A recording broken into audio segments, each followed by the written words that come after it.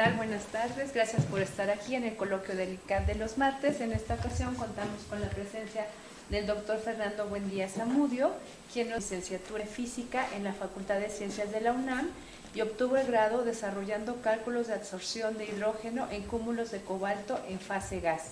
La maestría y el doctorado las hizo en la UNAM en Ciencia e Ingeniería de los Materiales, bajo la supervisión de la doctora Marcela Beltrán Sánchez. En esa etapa comenzó a desarrollar cálculos de cúmulos metálicos soportados en óxidos metálicos y también hizo 2 estancias en el extranjero. El postdoctorado que realiza en la UNAM está enfocado en analizar las propiedades catalíticas de cúmulos metálicos soportados en óxidos metálicos. Cuenta con 11 publicaciones en revistas indizadas y una tesis de licenciatura dirigida.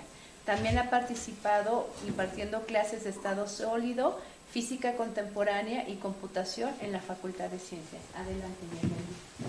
Muchas gracias. Gracias por la oportunidad. Voy a platicarles un poco acerca de mi investigación que he desarrollado principalmente en el postdoc.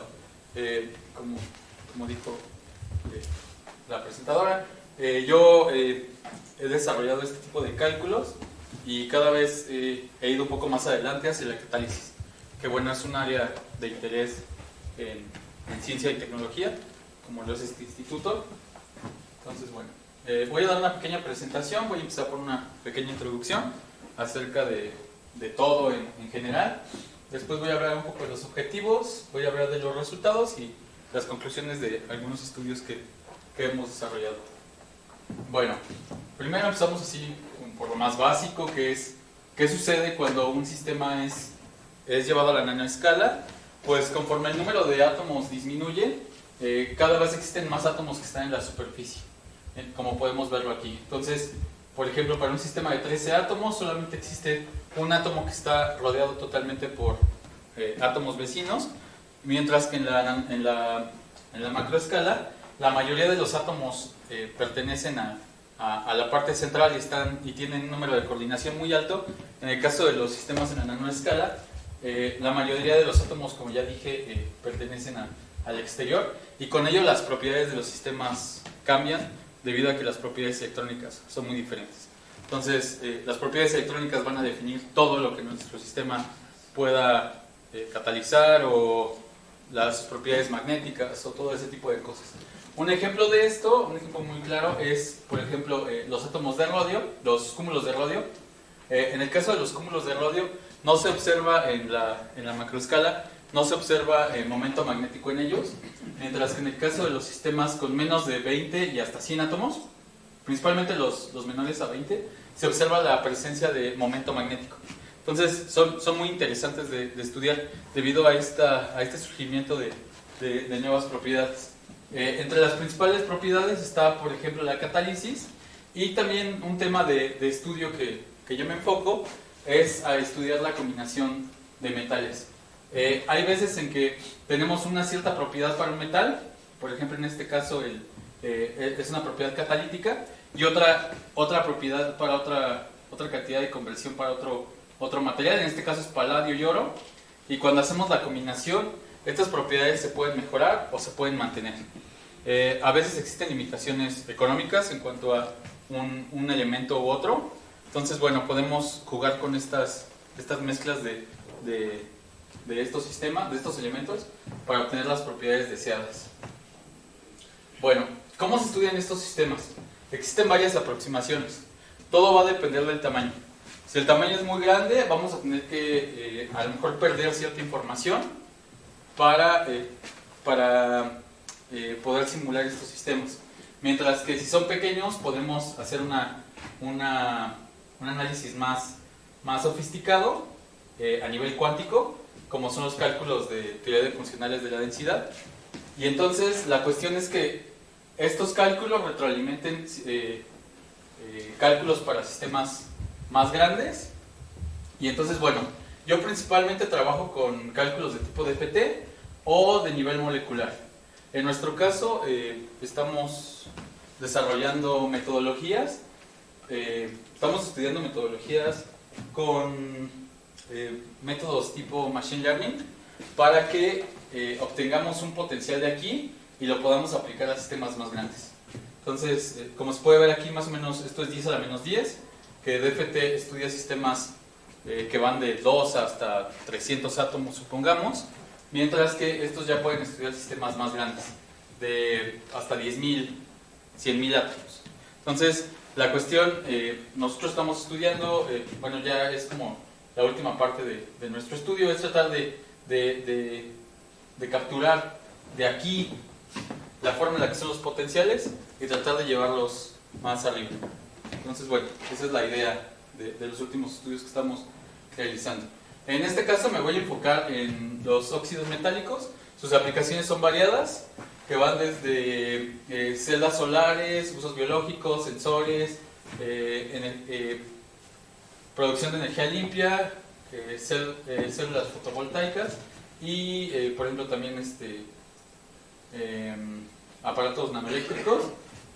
Y bueno, en especial del que voy a hablar en esta plática es el óxido de cerio, el cual tiene una peculiaridad. El óxido de cerio puede pasar de óxido de cerio 4 a óxido de cerio 3, y entonces esa capacidad de reducirse y oxidarse es muy interesante, porque muchas veces lo que le pongamos arriba puede ser, por ejemplo, si lo ponemos a óxido de cerio 4, muchas veces esa nanopartícula o lo que le pongamos encima va a tener la capacidad de oxidarse. Entonces vamos a tener nuevas propiedades que no existían con el óxido de cerio solo o con las nanopartículas solas. Entonces vamos a tener nuevos como entornos electrónicos que van a ser muy diferentes a los que se tenían con solo el óxido de cerio o las nanopartículas. Entonces, bueno, aquí muestro las capacidades de reducción de estos óxidos metálicos. Aquí lo que estudiaron fue cuánto costaba sacarle un oxígeno a la superficie. Entonces, por acá se encuentran óxidos que son poco reducibles, como el óxido de magnesio, el óxido de el óxido de hafnio, el óxido de circonio, en ciertas fases, porque también la cara que queda expuesta va a definir las propiedades electrónicas de los sistemas. Mientras que acá abajo, aquí está el óxido de cerio en la dirección 111, y aquí hay otros óxidos de cerio que son altamente reducibles. Entonces, el principal enfoque de nuestro trabajo es en átomos aislados catalíticos. El tener átomos aislados y que puedan catalizar las reacciones va a permitir que tengamos muy poco material, muy poco de un elemento, y entonces ahí se lleven a cabo las reacciones. Otro término que se ha utilizado es de cúmulos aislados catalíticos, en los cuales se utilizan un par de elementos, y entonces este par de elementos juegan un rol distinto en la catálisis. Por ejemplo, en este caso, en este estudio se encontró que el hierro se pegaba muy bien a este sistema de óxido de aluminio, y estos átomos de, creo que son cobre, ayudaban a llevar a cabo una cierta reacción. Entonces, se tiene un juego entre el óxido y los elementos que se colocan sobre ese óxido. Y entonces suceden muchas cuestiones que son difíciles de estudiar desde el punto de vista experimental, y que, bueno, los teóricos tratamos de encontrar una explicación a qué está sucediendo y cómo ese entendimiento puede ayudar a mejorar las propiedades de los sistemas que queremos analizar. Bueno, primero tengo que agradecer a la gente con la que trabajo. En el Instituto de Física trabajo con el doctor Lauro Paz Borbón, el doctor Ignacio Garzón Sosa, ellos dos son teóricos. La doctora Gabriela Díaz Guerrero, con ella llevamos a cabo varios experimentos específicamente de que voy a hablar. La doctora Penélope Rodríguez Zamora, que también es del Instituto de Física, y bueno, estos son mis colaboradores en el Instituto de Materiales, la doctora Marcela Beltrán, la doctora Mariana Díaz Ramírez. También colaboramos con varios grupos experimentales, el doctor Jorge Vargas de Central Michigan University, el doctor Roy Johnston de la Universidad de Birmingham, y de KU Leuven, Min Toguyen. Entonces, bueno, ellos son meramente teóricos y nos ayudan con algunos métodos para llevar a cabo nuestros cálculos. Bueno, ¿cuáles son las metas de nuestro trabajo?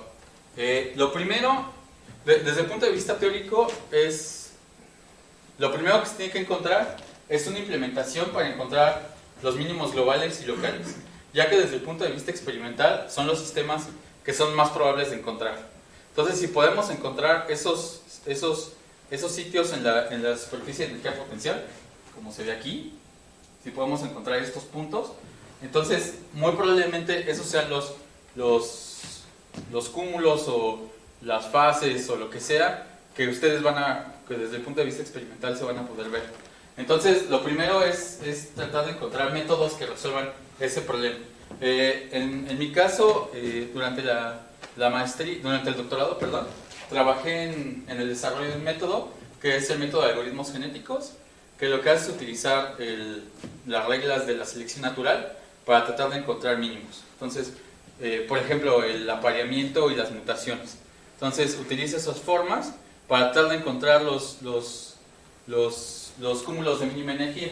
Otro método es el desarrollado por el doctor Oliver Paz-Borbón en su grupo en física, que lo que hace es un método Bayesian hopping, en el cual, si vemos esta superficie, lo que es agrega un poco de energía al sistema, y entonces por ejemplo, estamos aquí, agrega un poco de energía, va a dar por acá, y minimiza, y entonces va a dar por acá. Y así sube y baja la temperatura, mueve un poco los átomos, y entonces cuando los relaja, cuando los lleva al mínimo, en algún punto va a llegar a este que es el mínimo global. Entonces, bueno, ese es una primera meta que nos fijamos. Una segunda meta es analizar las interacciones entre los cúmulos y los distintos óxidos metálicos. Para poder entender la catálisis, primero tenemos que saber qué está pasando. ¿Qué pasa cuando depositamos los cúmulos metálicos o las nanopartículas sobre los distintos óxidos metálicos? Y bueno, ya dentro de esas cosas que buscamos son las tendencias de crecimiento, el ordenamiento químico, los efectos de transferencia de carga y la oxidorreducibilidad del substrato y de los cúmulos. Y por último, buscamos una sinergia teórica experimental enfocada a la catálisis. Estos son los 3 sistemas que yo he trabajado en los últimos 2 años. Estos 2 con el doctor Oliver Paz-Borbón, en colaboración con la doctora Gabriela Díaz, en colaboración con el doctor Rodolfo Zanella, y por último, es meramente teórico y hemos tratado de comparar con algunos resultados experimentales que se encuentran en la literatura. Entonces, bueno, para este estudio para el estudio de óxido de cerio, utilizamos estos parámetros. No les voy a explicar mucho de qué se trata. Aquí está el Bayesian hopping, que les platiqué acá atrás, que hace búsqueda de mínimos. Y entonces, bueno, todos estos cálculos fueron desarrollados en MISLI. Es una computadora bastante útil para desarrollar este tipo de cálculos. Y bueno, aquí está un poco del funcionamiento del Bayesian hopping. No los voy a marear mucho de esto.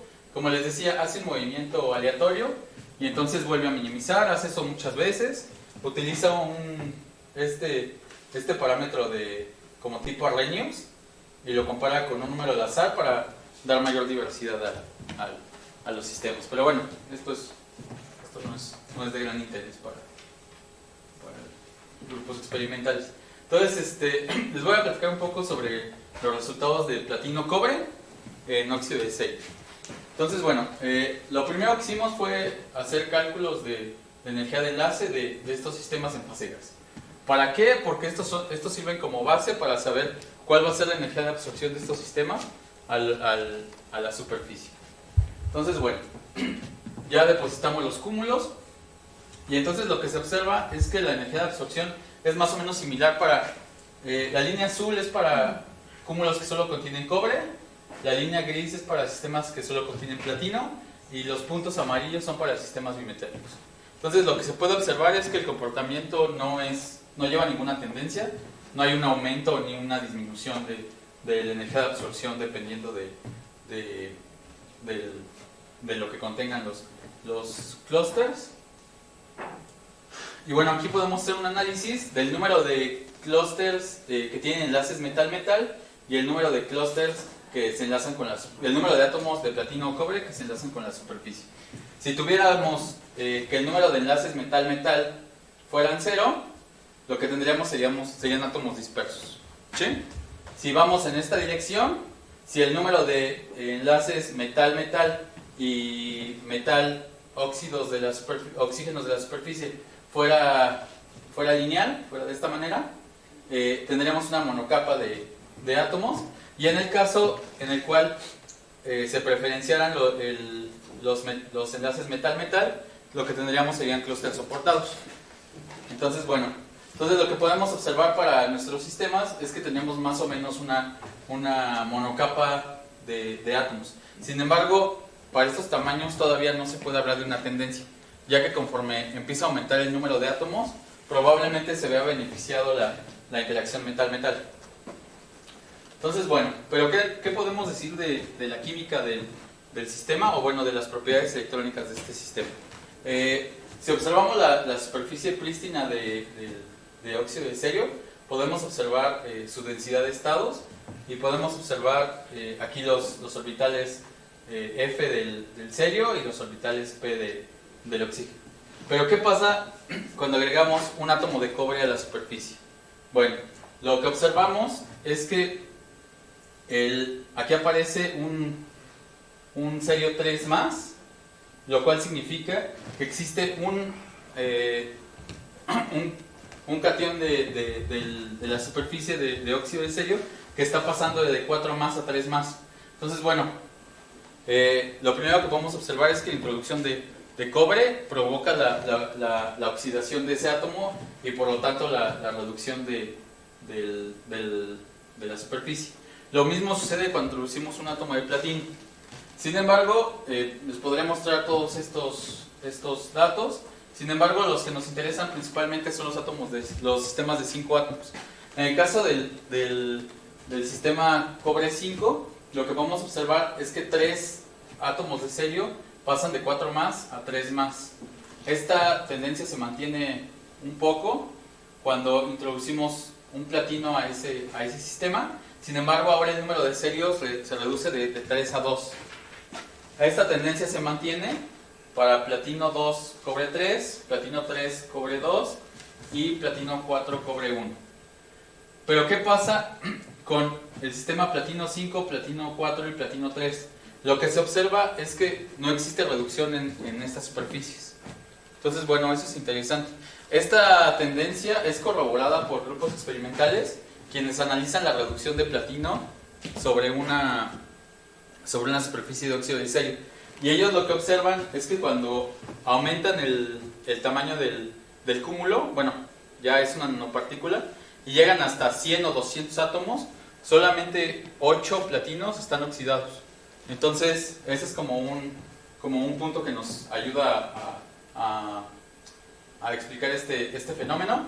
Y bueno, nosotros continuamos en esta línea, continuamos creciendo el cúmulo de platino, y llegamos en algún punto hasta platino 8, y lo que encontramos es que solamente dos cerios se encuentran reducidos.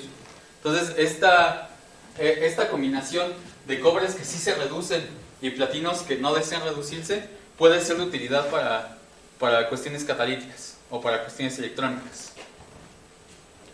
Bueno, aquí podemos observar la transferencia de carga. Esto se obtiene por un método que se llama Bader. Entonces, aquí lo que se observa es que en el caso, desde que colocamos un solo átomo, se observa que la transferencia de carga por platino es menor que la transferencia de carga cuando colocamos un cobre.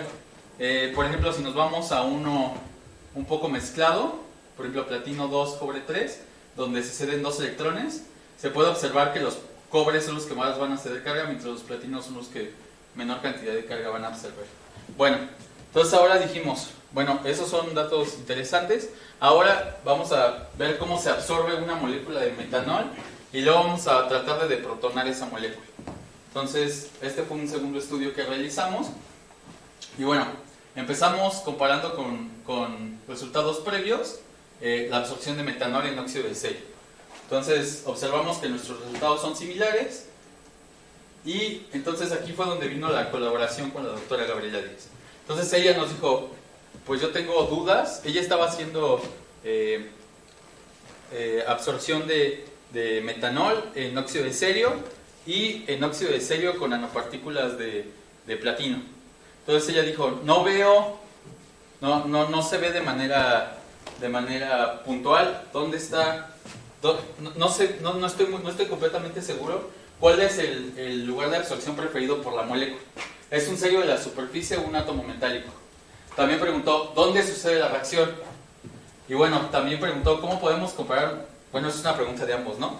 Nuestros resultados con los resultados experimentales. Y después de la deprotonación, ¿dónde se coloca el protón y el grupo metoxi? Entonces, bueno, estaban esas preguntas planteadas. Y bueno, ahora era el momento de tratar de resolverlas. Por lo que empezamos fue por absorber el metanol en distintos sistemas.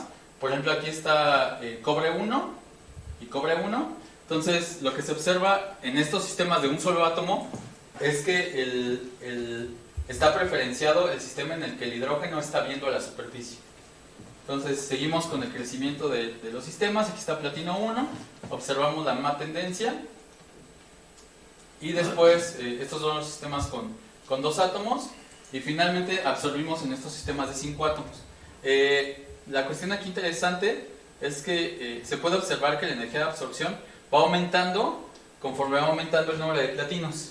Sin embargo, para platino 5, lo que tenemos es que la energía de absorción es 0. La molécula no se quiere absorber sobre el cúmulo.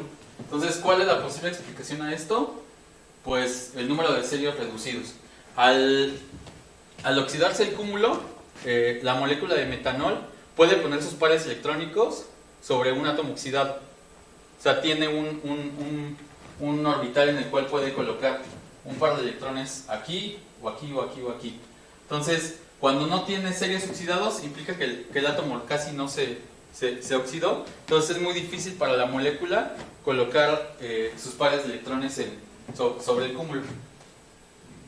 Entonces, bueno, si comparamos los diferentes sitios de absorción para los sistemas que tienen cobre, lo que podemos observar es que el valor más grande va a ser para aquellos en los que esté colocado sobre el cúmulo. Aquí están los valores para cuando la molécula se coloca sobre el cúmulo, cuando la molécula se coloca sobre un serio de la superficie y cuando la molécula se coloca sobre la superficie prístina.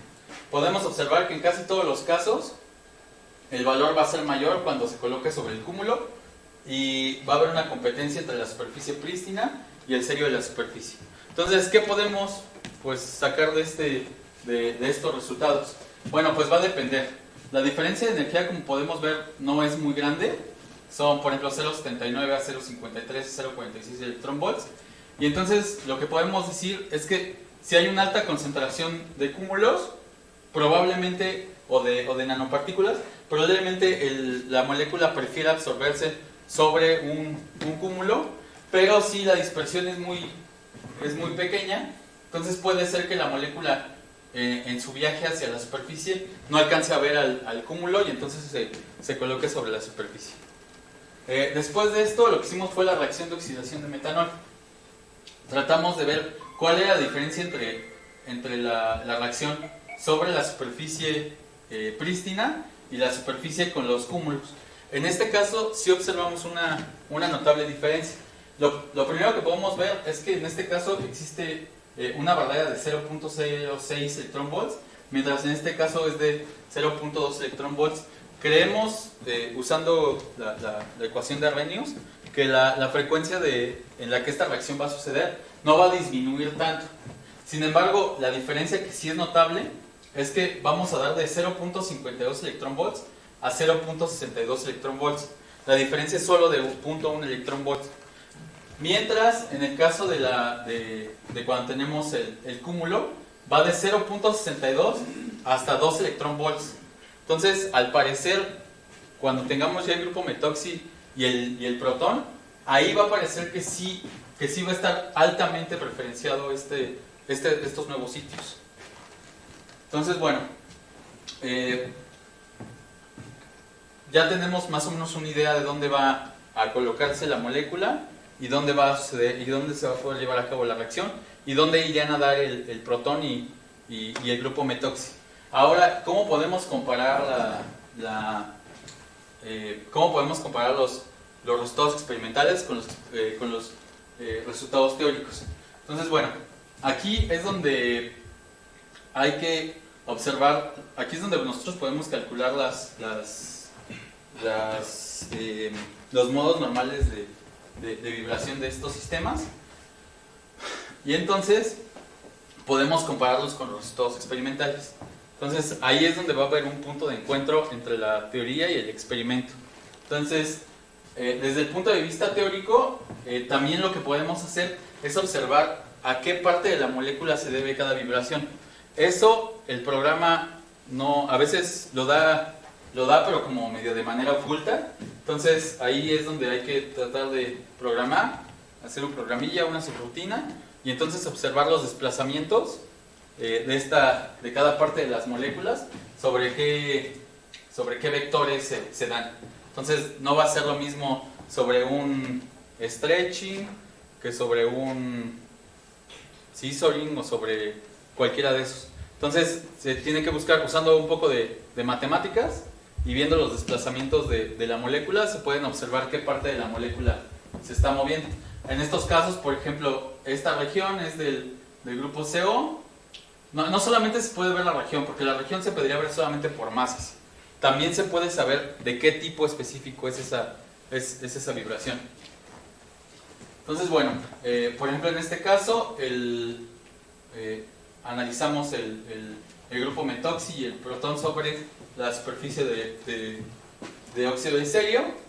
Se puede observar que el protón se localiza sobre un oxígeno de la superficie, y por ejemplo, si comparamos el metanol con la nueva combinación de grupos, pues lo que podemos observar es que esta vibración desaparece, y bueno, más o menos los dos espectros se ven parecidos. ¿Qué pasa cuando introducimos el cobre y el protón se coloca sobre el oxígeno? Pues que aparece, por ejemplo, esta nueva banda, que es de la vibración entre el oxígeno superficial y el hidrógeno. Algo parecido va a suceder para el platino solo, pero lo principal es qué pasa cuando la reacción y los productos se colocan sobre el cúmulo. Entonces aquí es donde vemos las principales diferencias. Por ejemplo, esto se ensancha, y aquí podemos observar que aquí aparece un nuevo pico ligeramente desplazado de todos los demás. Esto va a ser por ejemplo, para cobre 4. ¿Qué pasa si a cobre 4 le agregamos un platino? Entonces aquí lo que va a pasar es que el hidrógeno se va a colocar sobre el platino no oxidado, y entonces eso va a generar un nuevo pico que va a estar colocado aquí. Entonces ahí vamos a poder ver diferencias. Platicamos con el grupo experimental, y lo que nos dijo es que la principal parte que ellos ven sin problemas va a ser esta del CH3. Entonces ahorita nos estamos enfocando en esa sección y estamos tratando de ver los desplazamientos. Estos espectros los muestro sin intensidades, pero también ya tenemos los con intensidades. Entonces esperamos pronto poder terminar ese trabajo. Bueno, entonces las conclusiones de este trabajo sería que la molécula de metanol aparece enlazado a un átomo del cúmulo, mientras que el grupo metoxi aparece enlazado a 2 átomos de cúmulo. Todos los sistemas compuestos se ven favorecidos energéticamente de la deprotonación. Entonces, lo que podemos observar es que empezaba casi de un valor similar al de sobre la superficie y acababa mucho más abajo. Entonces, eso es interesante y nos dice dónde se pueden llegar a colocar los productos. También cuando la reacción ocurre en el cúmulo, el grupo metoxi ubica un par de electrones libres en otro átomo del cúmulo, cobre, porque el cobre es el que se va a oxidar principalmente. Y por el otro lado, el protón atrae la carga del átomo no oxidado. Ese átomo, que en muchos casos es el platino, lo que va a hacer es ceder un poco de su carga al protón. Y bueno, la energía de absorción aumenta con la concentración de platino, como les dije. Sin embargo, la molécula no absorbe platino 5 óxido de serio debido a la falta de átomos del cúmulo oxidados. Bueno, este es otro trabajo que estamos también realizando, que es la absorción de O2 y la oxidación de CO en cúmulos de oro y lidio soportados en dióxido de titanio. En este caso empezamos por la absorción de los cúmulos de oro y de iridio. Podemos observar que ambos presentan diferentes geometrías. En el caso del oro, lo que se presenta es que se presenta este fenómeno que se llama metal on top effect, que lo que sucede es que los oros prefieren agruparse entre ellos a tener que tener contacto con la superficie. Mientras en el caso del iridio sucede lo contrario. El iridio sí se siente atraído con la superficie del óxido metálico. Entonces, también analizamos los sistemas mezclados. Entonces, ¿qué sucede? Lo que sucede es que el iridio funciona como algo que mantiene fijo al cúmulo en la superficie, y el oro trata de alejarse de la superficie. Entonces, esto también puede prevenir, como se ha visto en muchos sistemas, que a veces ciertos átomos previenen la aglomeración, evitan que los cúmulos se muevan y puedan formar partículas más grandes. Este fenómeno, por ejemplo, sucede en el óxido de magnesio, donde en el óxido de magnesio, si no hay un defecto, es muy difícil que esos cúmulos no parezca que bailen sobre la superficie. Entonces, en óxido de magnesio lo que sucede es que los cúmulos se van moviendo por la superficie y van atrayendo cada vez más átomos hasta que acaban siendo un cúmulo muy, muy, muy grande. Entonces, proponemos proponemos, y además en la literatura se habla de que el iridio sí se pega fuertemente a la superficie, y entonces eso va a provocar que podamos tener ciertos puntos que estén fijos a la superficie y que a lo mejor funcionen para cuestiones catalíticas. Entonces, bueno, aquí están las distribuciones de carga. Se puede observar que el iridio presenta mayor transferencia de carga hacia la superficie que el oro. Eso es de esperarse, bueno, debido desde el principio por la electronegatividad.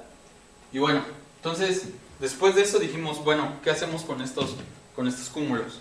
Bueno, hablamos con el doctor Zanella, y entonces él nos propuso tratar de ver cómo interactuaba, bueno, como un primer paso, tratar de ver cómo interactuaba una molécula de oxígeno con estos cúmulos. Entonces empezamos por ahí, y lo primero que hicimos fue generar, tomando en cuenta estos mínimos, pegar moléculas de oxígeno, siempre y cuando respetando ciertas cuestiones. Lo que hicimos fue colocar el primer átomo de oxígeno a 2.2 Armstrongs. Todo esto se hizo con programas desarrollados por el grupo. Se colocó el primer átomo de oxígeno, y el segundo átomo de oxígeno se colocó a 1.21 Armstrongs, el cual es el valor de enlace molecular de O2 para la molécula en fase gas. Y para evitar el traslape de este segundo átomo con el resto del sistema, se midieron todas las distancias, y si el átomo estaba más cerca de un átomo de lo permitido, se volvía a proceder a hacer este método. Este proceso se repitió 20 veces para cada átomo. Los átomos son 5, se tomó los sistemas más grandes, y además se generaron otras 20 geometrías tomando en cuenta puntos de la superficie. De esa manera se puede decir que se exploró todo el sistema. Y bueno, los resultados que obtuvimos son bastante interesantes. Bueno, como les digo, el segundo átomo se colocó a 1.21 Armstrongs. Entonces, de esa manera se tomó como si la molécula llegara y se pegara como si estuviera en un punto estable. ¿Sí? Entonces, a partir de estos cálculos, lo que se obtuvo fueron estos distintos valores. Hubo geometrías en las cuales la molécula de oxígeno se adhirió a la superficie del cúmulo. Hubo otros en los que solo se adhirió al cúmulo, y hubo otros en los que el oxígeno se activó. Entonces, eso es un poco de esperarse, debido a que el iridio se debería de oxidar relativamente fácilmente. Lo que se observó fue que el caso de oro 5 no hubo oxidación del oro, y en todos los demás sistemas sí hubo esa activación espontánea debido a la presencia de iridio. Por ejemplo, en este caso de oro 3 iridio 2 se observó una activación espontánea en el 25% de los casos.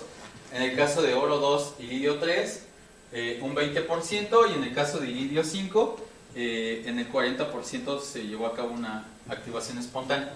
Entonces, de esta manera la molécula se rompía, solo la colocábamos y la molécula se rompía. Entonces, en los otros casos, no es que no se fuera a romper, probablemente con la termodinámica, con cuestiones termodinámicas, KBT, podría suceder que después de un cierto tiempo esa molécula se rompiera. Entonces, aquí también muestro los valores de los sistemas en los que las situaciones en las que no se rompió. Se observa que aunque no se haya roto, de todos modos existe un alargamiento de alargamiento y debilitamiento de la molécula, y bueno, depende de cada uno de los sistemas. En algunos llega hasta 1.4, 1.32, 1.38. En los sistemas donde menor alargamiento hay es en los sistemas con oro. Y bueno, entonces más o menos esta es la idea. Y después de eso dijimos, bueno, pues ¿qué está sucediendo? Si se está activando de manera espontánea, eso nos podría servir para algo. Y entonces fue cuando fue cuando el doctor Zanella, seguimos platicando con él, y entonces lo que decidimos fue hacer toda la reacción de oxidación de CO, tanto en oro 3 iridio 2 como en iridio 5. Los dos son, uno representativo del sistema con puro iridio y otro es la representación de un sistema con la combinación de ambos elementos. Entonces, lo que se puede observar es que al absorberse la molécula y existir la disociación, estos dos átomos de oxígeno se pegan fuertemente a los iridios del cúmulo. Sin embargo, en este caso el oro funciona como un moderador, modera esa oxidación del cúmulo, mientras que en el caso del iridio podemos observar que pasa de 0 electronvolts a una energía de adhesión de 5.36. Entonces esto complica que esos oxígenos estén disponibles para una futura reacción, en específico la oxidación de CO. Entonces sucede la absorción de la primera molécula, la activación espontánea, y después acercamos una primera molécula de CO, y entonces lo que observamos es que en los dos sistemas la absorción se ve favorecida. Sin embargo, en el caso del sistema con puro iridio, observamos que ya se fue hasta 6.61. Entonces, ahora lo que va a necesitar es salir de ese pozo en el cual se metió. Entonces, y eso nos va a costar energía. Entonces, y esa energía puede venir de las otras moléculas que se estén bombeando, pero va a llegar un punto en el cual ya todo el iridio esté oxidado. Y entonces, a partir de ese punto, esa reacción ya no se va a poder llevar a cabo. Mientras que en el caso del cúmulo mezclado, lo que se observa es que con todo y que existen barreras, que en algunos casos son bastante altas, esta reacción siempre es exotérmica. Eso significa que nunca vamos a tener que ir, digamos que hacia arriba en energía. Siempre vamos 201, 302, 490, 404, no, aquí 504, perdón, 463, 492 y 542.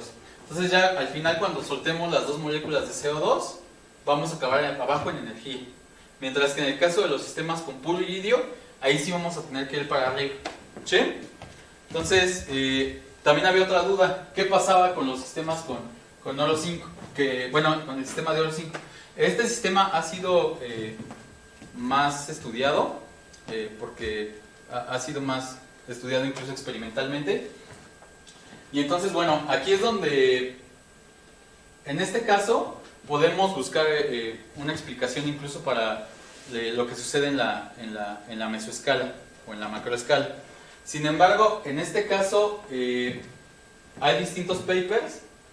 Los principales son de un investigador que se apellida Henkelmann, en los cuales depende el tamaño del sistema que estudiemos teóricamente, vamos a obtener distintos resultados. Entonces, pero bueno, la tendencia es más o menos la misma, y es que cuando se absorbe la molécula vamos a tener un costo para disociarla. Esa barrera es gigante, es como de ha de ser como de 2 electronvolts, todavía no lo hemos calculado, pero va a tener que ser mayor que la suma de esto más esto. O sea, 0.54 más 1.12 son como 1.7. Va a ser mayor a ese valor. Entonces, lo que sugieren varios autores, incluso para sistemas en la macroescala, es que lo que va a suceder es que se va a absorber la molécula de O2 y también se va a absorber la molécula de CO, y entonces va a haber va a coadyuvar el CO a la disociación del O2. Entonces, este paso, que bueno, en el grupo teórico le pusimos el paso de la muerte, va a ser la activación asistida del O2 por medio del CO. Entonces, hemos analizado varios caminos, y al parecer este paso no es un paso simple, sino que a lo mejor es un paso doble.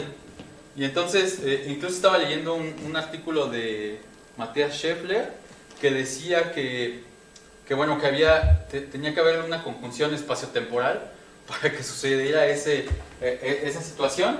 Y entonces ahorita estamos calculando esta barrera y pareciera ser que esto es el limitante en este caso. Es limitante el hecho de que la activación no sea espontánea, y también es limitante de que si nos vamos por el otro camino, esta situación va a ser no una barrera simple, sino que a lo mejor va a ser una barrera doble. Porque el CO va a tener que acercarse al O2, va a tener que activar al O2, y después uno de los átomos de oxígeno se va a tener que ir con el CO. Entonces esta barrera parece ser que va a ser la limitante en ese aspecto. Como les digo, ya otros grupos han estudiado esta reacción, y bueno, es más o menos lo que sugieren. Sin embargo, va a depender, les digo, aquí sí es muy dependiente del tamaño, porque en nuestro caso es muy difícil, el oro 5 es muy difícil que se oxide, mientras que hay grupos que utilizan algo así como un tubo, y entonces al haber mayor cantidad de oros en ese sistema, a lo mejor iba a poder haber una donación, va a poder haber una contribución de más átomos de electrones, de más átomos de oro para llevar a cabo esta reacción. Pero en nuestro caso estamos analizándolo con oro 5 y estamos viendo qué es lo que sucede. Y bueno, gracias por su atención.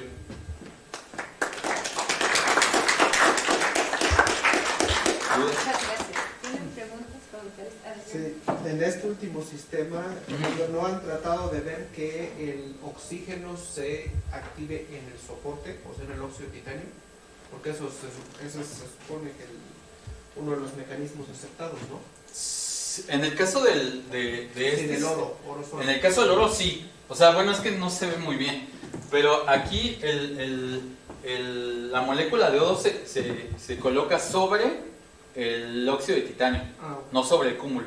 Sí, bueno, de hecho, aquí se hace una comparación entre la molécula absorbida en el óxido de titanio y el cúmulo.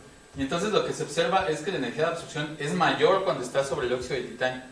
Entonces, probamos estas dos situaciones y probamos la activación en ambos casos, y lo que observamos es que se fue favorecido este tipo de situación. Sin embargo, como les digo, la barrera en nuestro sistema es muy alta. Les estaba platicando del caso del tubo. En el caso del tubo, ellos lo que obtienen es que esta activación se ve reducida, y se debe a que el sistema es más grande, a que un tubo tiene más átomos que este oro 5. Entonces sí se reduce la activación, pero aún así esta reacción sigue siendo endotérmica, porque el sistema acaba arriba en energía de lo que el sistema inicial estaba. Entonces, bueno, otra. ¿Y en el sistema oro-iridio ven transferencia electrónica entre los metales? Sí, ya no me dio tiempo de platicar de eso. Cuando se coloca el puro cúmulo sobre la superficie, lo que se observa exactamente es que el oro no se quiere oxidar, ni siquiera ceder un poco de carga. Entonces lo que sucede es que el iridio le cede carga un poco a la superficie, un poco al oro, y entonces lo que sucede es que cuando llega la molécula y se quiere disociar, ya no va a estar tan favorecida, debido a que ya no tiene tanta carga para ceder, como en el caso del iridio 5. En el caso del iridio 5, el iridio sí se ve ligeramente, se ve una ligera transferencia de carga hacia el óxido de titanio, pero hacia nadie más. Entonces cuando llega la molécula y se disocia, hay más carga que pueda ceder y entonces ese enlace se vuelve más fuerte que en el oro iridio. Y entonces el efecto lo explicarías como un efecto electrónico o geométrico. ¿Cómo lo verías tú? Yo diría que es electrónico, porque de hecho tuvimos un pequeño inconveniente en nuestro mínimo. Estábamos realizando la búsqueda, salió un mínimo, hicimos todo este trayecto para iridio 5 y luego nos dimos cuenta que ese no era el mínimo y entonces hicimos otra vez este camino el cual es bastante pesado de hacer. Lo volvimos a hacer, pero ahora para este sistema que es como una pirámide cuadrada y observamos que la tendencia era la misma. Se observaba más o menos la misma transferencia de carga, se observaban más o menos los mismos valores de energía y entonces pues más o menos se observa que la tendencia es la misma. ¿Más preguntas? Sí, yo tengo otra, si nadie tiene. Pues no es mi área, pero se estás reportando valores sin errores de tus cálculos. ¿Hay alguna estimación de cuánto sería un error del cálculo? Depende más o menos más o menos sería como el 1% o algo así. Depende de la aproximación, pero bueno, en teoría se dejan relajar cada uno de estos sistemas hasta que el error es como 10 a la menos 6 electron volts, una cosa así, entonces los errores no son tan... También va a depender un montón de la aproximación. O sea, la realidad es que, como le estaba platicando al principio, cada uno de los métodos trae sus propios errores inherentes por el simple hecho de tratar de resolver los problemas desde una distinta aproximación. Entonces, pero bueno, nos encontramos en el que en teoría debería de tener la menor cantidad de errores. Existen métodos más sofisticados como Copper Clusters, los cuales reducen el error mucho más, pero existe el problema de que ese tipo de método solo puede resolver hasta 5 átomos o cuestiones así. Entonces, obtienes información mucho más precisa, pero los sistemas que puede resolver son mucho más pequeños. Entonces, sí. Sí, de las aproximaciones que se usan ahora que vinieron los candidatos a la plaza a platicarnos sobre el tema, hubo uno de ellos que nos habló sobre algo que se llama DMON2K. ¿Tú conoces esa aproximación? Yo creo que lo desarrollaron en Montreal, creo, en Canadá. DMON2K. No, pero es un programa. Ajá. Sí, o sea, es un programa que creo que utilizan mucho en el Poli, en Simvestab. Los desarrolladores trabajan ahí Sí, porque usan el DFT, ¿no? Ajá. Luego usan un método. Sí, bueno, es otra... ¿Cuál es tu opinión sobre ese? Pues es bueno, y la ventaja es que es software libre, entonces es gratis, entonces es bastante útil para... Bueno, como les platicaba, yo también sé usar software libre y hay muchos programas que son libres y que son bastante buenos. La principal cuestión de Daemon es que no tiene, hasta donde yo me quedé, que fue como 2016-2017, no tiene funcionales híbridos, y los funcionales híbridos funcionan principalmente para estudiar moléculas, por ejemplo, con carbono, hidrógeno, nitrógeno, oxígeno, azufre, ese tipo de sistemas. Entonces, es como una de las desventajas. Se puede hablar de desventajas. Entonces, hay muchos en el internet incluso que se pueden descargar y se pueden utilizar. Y son gratis, que es lo principal. Y bueno, el principal problema de este tipo de programas es que hay veces en que los resultados no son visibles de manera fácil y entonces se requieren como ciertas habilidades para programar, para tratar de sacar la mayor cantidad de información de esas salidas. Entonces, bueno, yo tengo cierta experiencia programando, entonces colaboré con el desarrollo del algoritmo genético y bueno, para todo hago subrutinas, entonces para sacar datos de las salidas de los programas. Gracias. Sí, yo tampoco conozco el campo, entonces mi pregunta va más por el lado la programación. Ujú. ¿Cómo validan el software? Porque decías que, por un lado, experimentalmente hay dificultades para, digamos, llegar a ciertas conclusiones que ustedes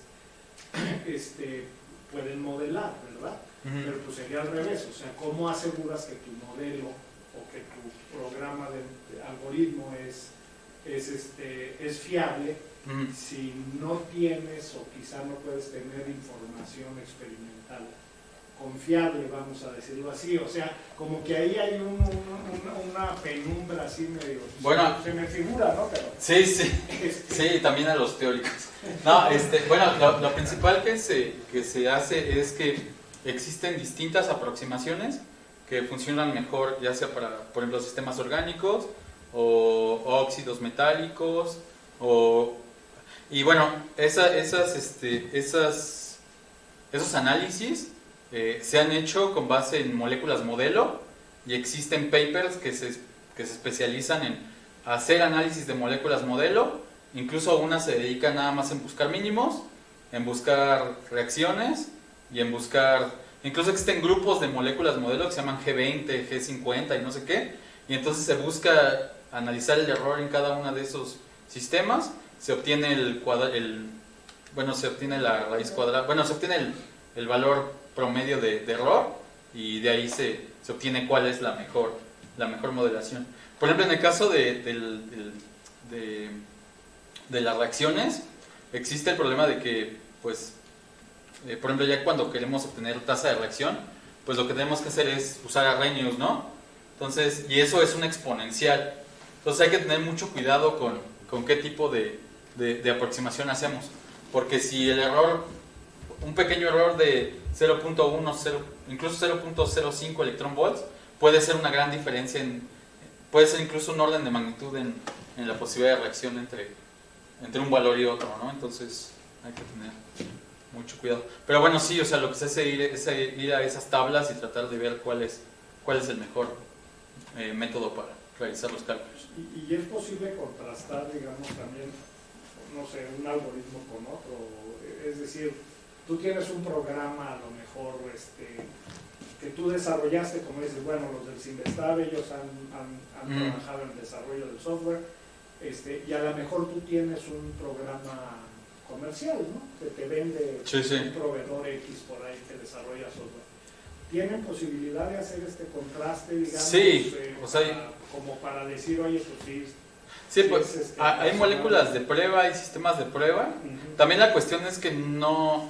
Hay que buscar sistemas en donde se vea como mucho el error, porque también no podemos como vivir haciendo pruebas, ¿no? Entonces la cuestión es buscar sistemas que modelen o que tengan ciertas interacciones, y entonces que la comparación de unos con otros nos permitan saber cuál es el que nos lleva mejores resultados. Entonces más o menos esa es la idea. Entonces, por ejemplo, en el caso del algoritmo, para buscar mínimos, nos fuimos hacia varios sistemas. Por ejemplo, hacíamos puros cúmulos monometálicos. Entonces lo que hicimos fue agarrar, por ejemplo, sodio, que sodio genera estructuras con alto factor de empaquetamiento. Entonces ese es un tipo de sistema. Oro genera otro tipo de estructuras. Y por ejemplo, a lo mejor carbono o boro genera enlaces altamente direccionales, y entonces hay que ver que nuestra metodología lleve a esos resultados. Entonces, más o menos es la metodología empleada. ¿Alguna otra duda? ¿Alguna otra pregunta? Bueno, le agradecemos muchísimo al doctor Fernando.